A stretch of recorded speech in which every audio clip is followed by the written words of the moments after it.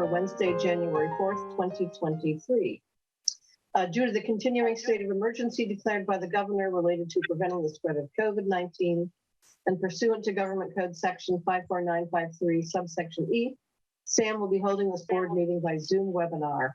And you can find the link on the city's agenda on the website, or you can call in at 1-669-900-6833, meeting ID 822-7314-8656, passcode 060822. I'm calling this meeting to order. Could I have a roll call, please? Oh, Pepper died. Director Slater Carter. Here, present. More dogs. Director Clark. Here. Yeah, just a second. Oh.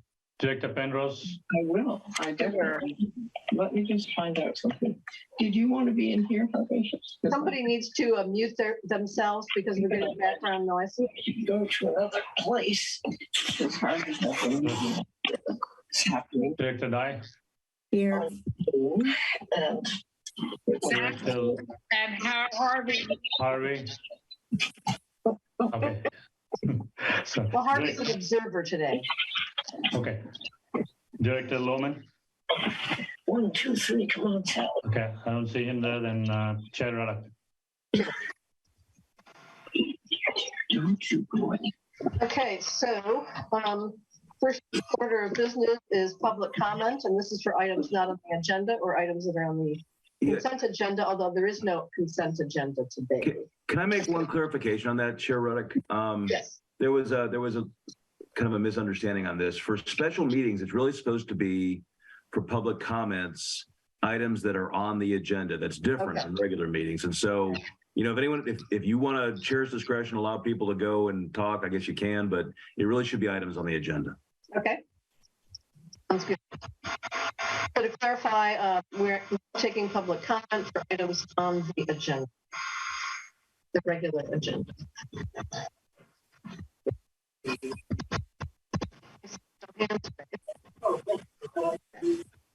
Oh. So we'll go back to the regular business.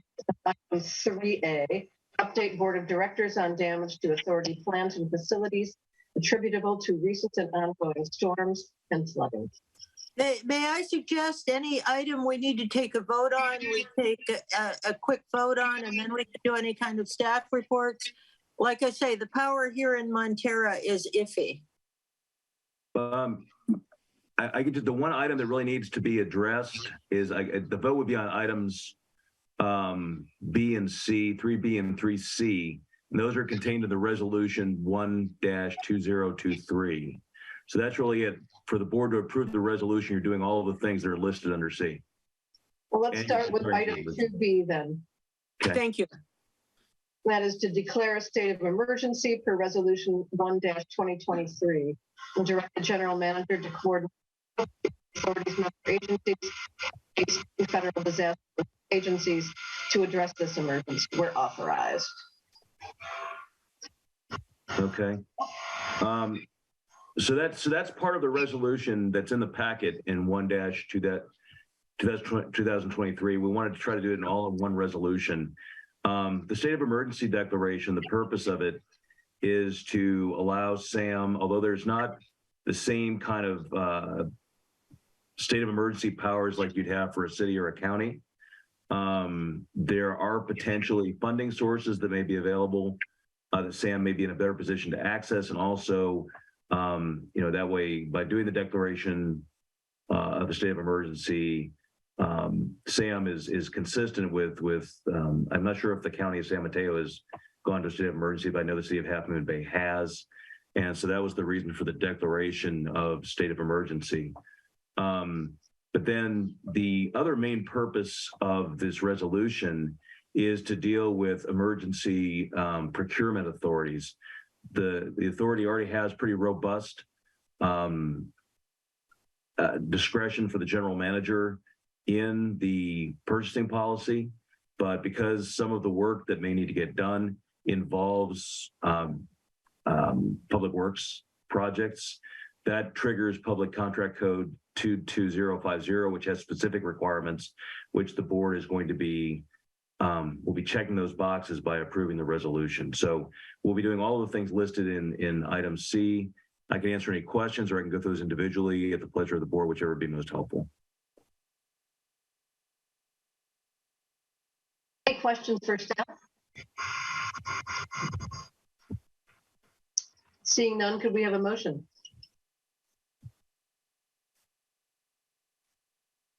So moved. So moved. Second. Roll call, please. Director Slater Carter? We lost her? Yeah, I don't see her. Maybe we lost her. Director Clark? Aye. Director Penrose? Aye. Director Dye? Aye. Chair Ruddock? Yeah, I don't see Director Lohman and Director Slater Carter. They're not around. All right, we still have quorum though. Well, So that's approved. yes. Well, yes. We're going to need 4/5 vote at the next board meeting to continue the public works. We'll need 4/5 then, but I think we can proceed.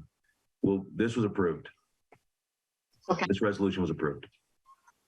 The county did declare a state of emergency too. That's Okay. So I guess we can go back to item 3A, to the board plant and system conditions. Yeah, we go back to 4A, which is updating, giving a status report on the damage at the authority plant and what all the storm has caused for us as of now. And just to give a heads up, it started off on December 31st, on the morning of December 31st, probably around 8:30 in the morning, when we had flooding from the Pillarcitos Creek adjacent to the plant that brought in a lot of water into the plant. It started flowing into the plant, approaching the influent pump station, station via the headworks.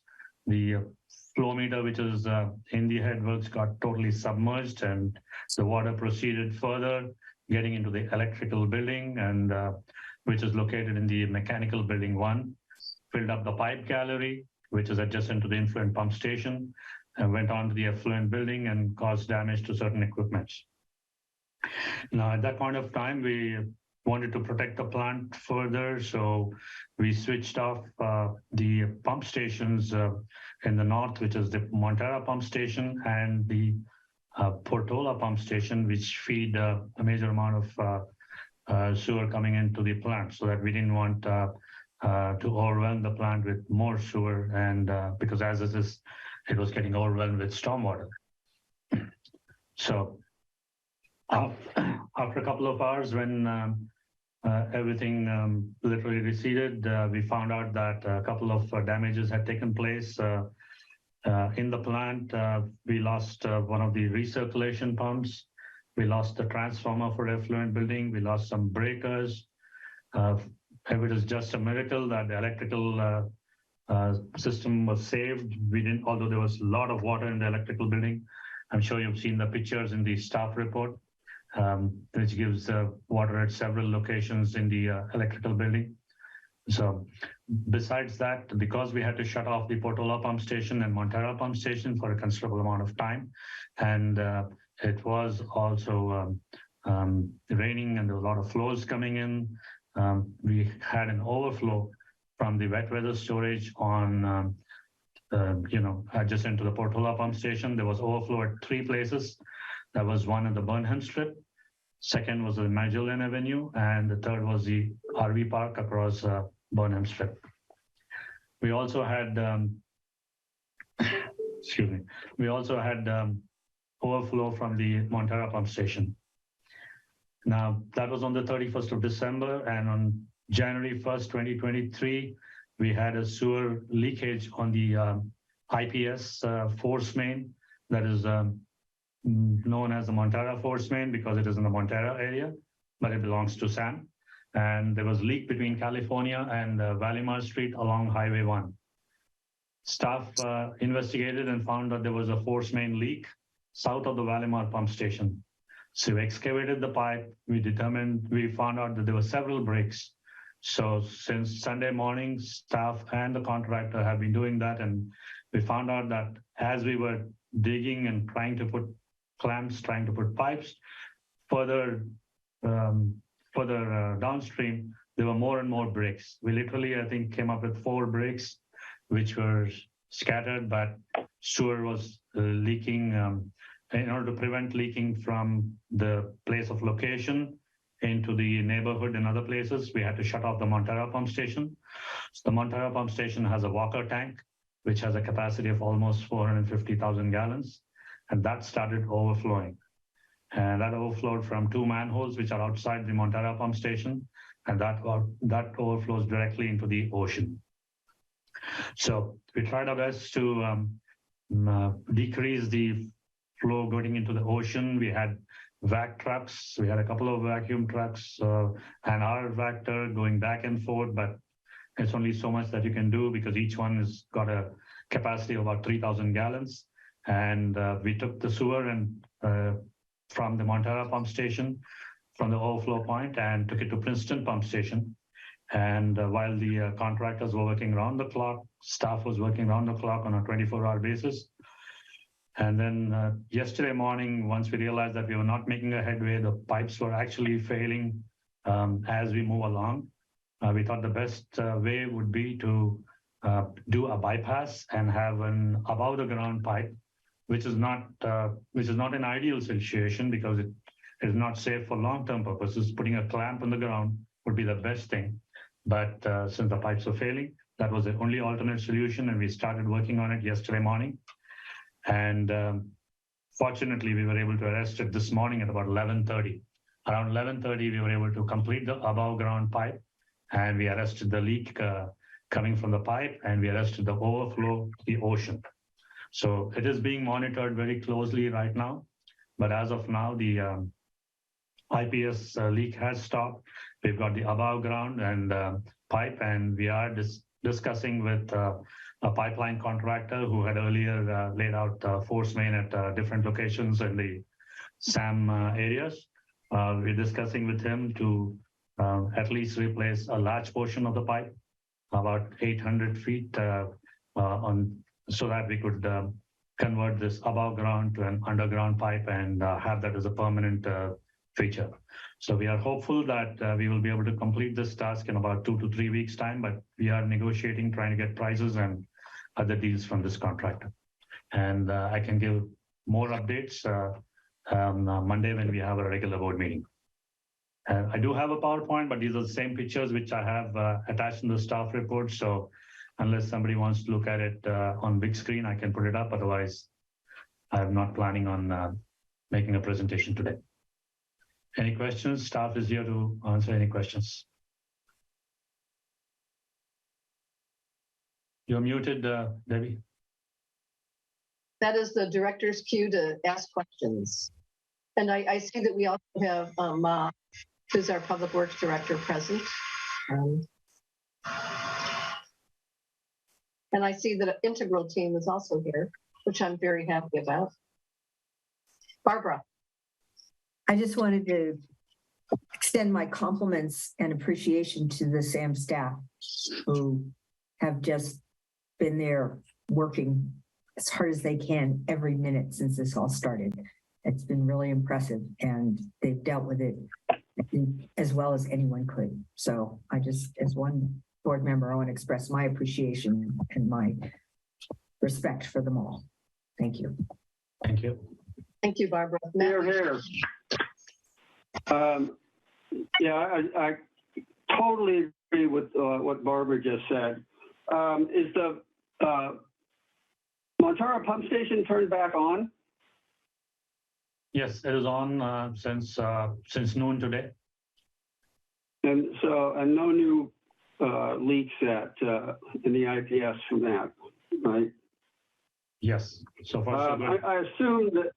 I assume the manholes, they must have been on Magellan at the RV park by the jetty, went right into the ocean. Is that still happening? No, that was stopped on 31st itself when we had the storm, when we had the water coming in from the Pilarcitos Creek into the plant. That time we had to shut off Portola pump station. So the wet weather storage was full, and that overflowed at these three locations at Magellan, RV Park, and the Burnham Strip. And that leak stopped the same day. Is there any indication that the leaks at the wet weather storage on the Burnham Strip made it into the ocean or the harbor? Tim, would you like to answer the question for me, please? Leaks from, so Barbara came out, we looked at, there's two manholes in the Burnham Strip that are right by the wet weather storage facility. Those both overflowed, as well as the one that's right by the parking of the RV park that is just west of the Burnham Strip. So all of those went to the ocean. Does that answer your question? Is that what you were looking for, or? Oh, so those were IPS manholes and not the wet weather storage facility itself? Yeah, those are IPS manholes, not the wet weather storage. I mean, they're all right next to each other at that point. They're all super close to each other. Okay, and once again, I have to commend everybody for jumping on this and working through very unpleasant weather to get things as fixed as they could. Thank you. Thank you. Can I just jump in with a comment, which is I did meet the director and look at this, and it does seem that the two manholes on the Burnham Strip wasn't a huge overflow. I think there was more on the other side of the highway. Barbara, you asking a question? I was just adding one piece of information to the previous discussion. I didn't hear you at first, and I was talking over you. Do you want to repeat? Sure. I just wanted to comment that I did go out there and they kindly showed me what had happened on the Burnham Strip, and it did appear to be relatively small area, and it had stopped fairly quickly. I think perhaps more on the other side of the highway, but yes, there were the two manholes on either side of the main drainage through the strip leaked to some extent. Director Penrose? Yes, I just wanted to add my thanks to staff for the hard and excellent work. Thank you.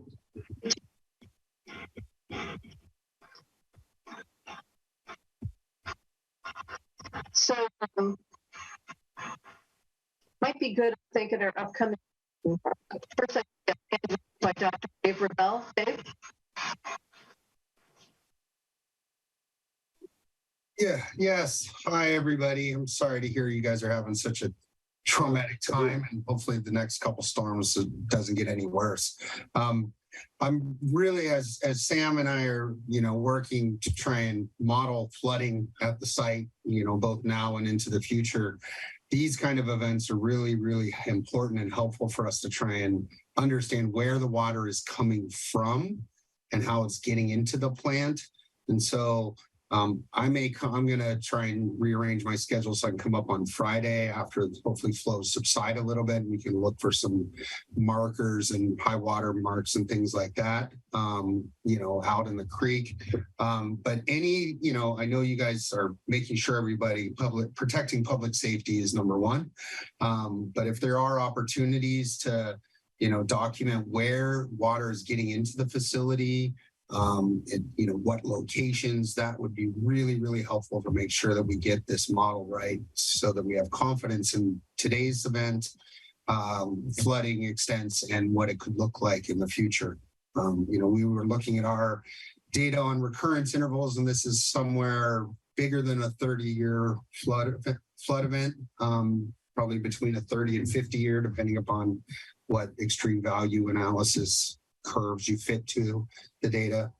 So it is a substantial event, and it could get much worse, but anything you guys have on pictures and things like that will help us make sure that the rest of our work gets done as best as we can do it.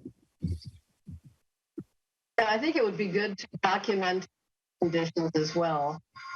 Just showing, the raging water where it's exiting on the beach. I think that would be helpful.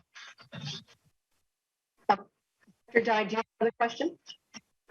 Yes, I wondered if Kishan could just, there's another big storm expected tonight, and I wonder if we could just have a brief comments on what's been, I know you've been working really hard to try to protect everything. Could you just talk for a minute or two about some of the things that you've done to try to mitigate any damage and what your expectations are for this next storm? Yep, me and my staff have done a lot of preparation for the upcoming storm, which is tonight and the next few days. As far as the area under the Pilar Creek is concerned, we've got a berm there to a pretty good height and put sandbags and screens on that. So we are hopeful that that can be taken care of. Besides that, we put sandbags to a considerable height at various locations, getting into the electrical building, getting into the effluent building, and a lot of other places. We've also made sure that the VFDs, the variable frequency drives, the spare variable frequency drives were actually stored at a location which was in a lower location. We moved it up to a higher level on the shelf so that in case water comes in, that will not get submerged. We had a transformer breakage, effluent transformer, which got busted a few days back. So we were able to get a new transformer replacement thanks to our electrical contractor, Calcon. They worked on it and we got it at a super speed, literally 1 day turnover, we got it. And we moved that at a location which is at a considerable height from the ground, rather than putting it back in the same location, because the earlier location was actually on the ground and it was easy access to the water. So a lot of things like that. We've literally put sandbags everywhere, wherever there was a prone for it to enter. Not that we didn't do it earlier, we did it, but now we've done it with more intensity. We've increased the height. That's as far as we could do. That's the best considering the existing circumstances. Go ahead, Miles. Thank you. Sorry, I apologize if it's loud. I'm on the Coast ID with the near the 10 Adcock. Yeah, I want to echo the kudos to the SAM staff. I was able to go out there on Saturday and to help out where I can, and I will say they did a great job responding to all the different calls and everything. So thank you to Kishan, Tim, and the whole crew.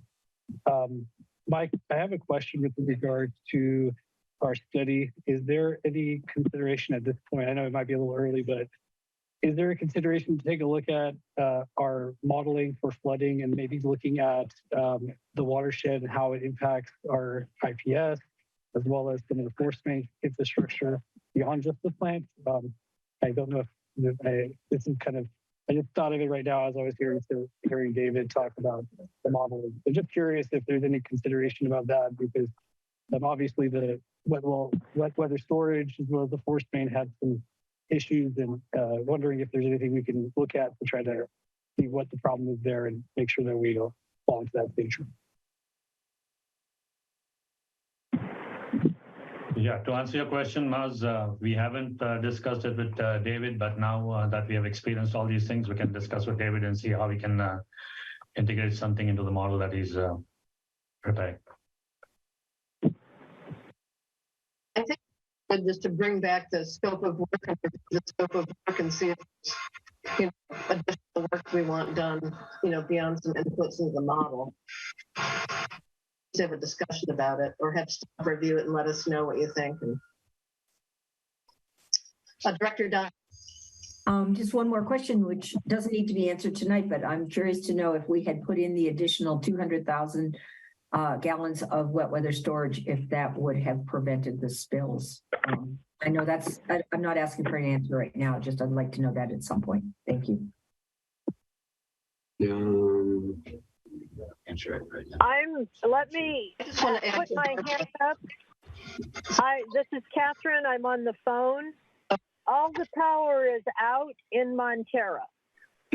Can we get Director Slater Carter, can we get you to vote on that last resolution? You I figured vote out? yes. Okay, I good. vote, I lost power and I've had to drive down to where I can get cell phone. And my vote is an enthusiastic yes. Great, thank you. Now we have the 4/5 we needed. Thank you, Director Slater Carter. But we are out of power in Montero. I've been driving around looking for cell signal and there's no lights on in any houses and lots of lines down. Yeah, and as we are sitting at SAM, we also realized that we are also out of power. It's running on generator. The plant is running on generator. Yep. We lost power to the plant.